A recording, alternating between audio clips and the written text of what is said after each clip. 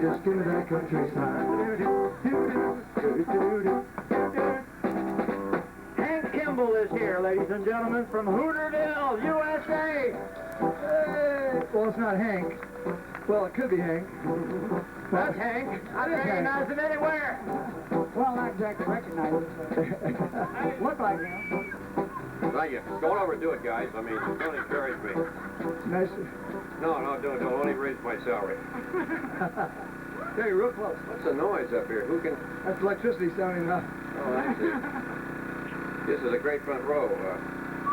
You guys laugh a lot, do you? You're not sure.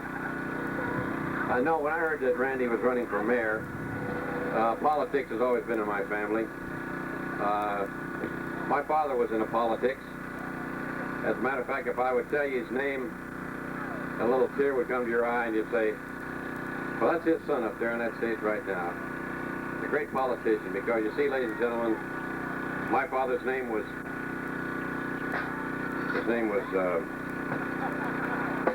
well, I know him when I see him, and I guess that's what's important. You okay? What's the list? I was over watched Randy last night at the Holiday Inn last night. He's got a super act over there. If you haven't seen it, you ought to go over and catch it. And I've been delighted to come up here. I told him that I dealt with politics. I remember one time that President Carter once took me aside and left me there.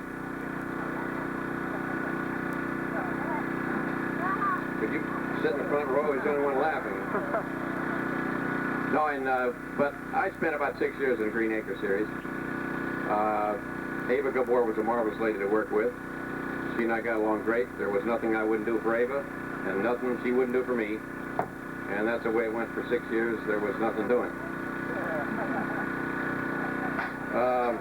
Maybe I ought to face this way. I am just terrific. Laugh on the microphone? Yeah, I'll just say a couple of stories and then I'm going to leave this place. Arnold the Pig was great in that series. And if you all remember Arnold.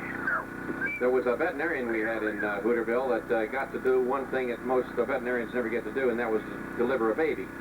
As a matter of fact, the woman hadn't even gotten to the house. She was still in the barn in the straw.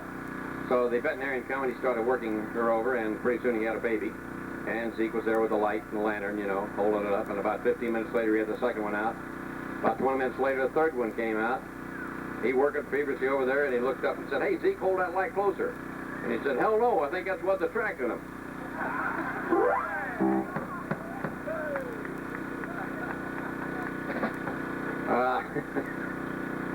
Then I remember one time Eddie Albert came to me because since I was a county agent, he needed something to inspire his bull to do his duty with all the cows that he had, because apparently he wasn't doing anything. So I whipped him up something, I gave it to him, and the next morning he called up and said, "Boy, that stuff was terrific."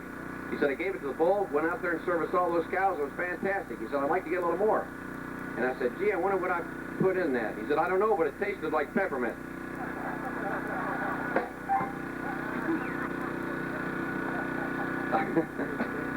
Okay.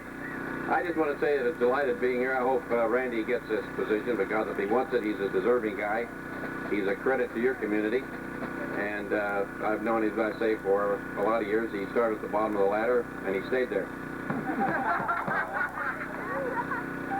No, he's a nice gentleman, and I think he will serve a term of mayor in your house great. And I just would like to close with today, what this country needs is men who are inspiring, who are great, who are determined to get to the point and really do something worthwhile. Because, ladies and gentlemen, you show me a man that says, "I love you" in the morning, and I'll show you a man getting dressed, ready to go home. Thank you.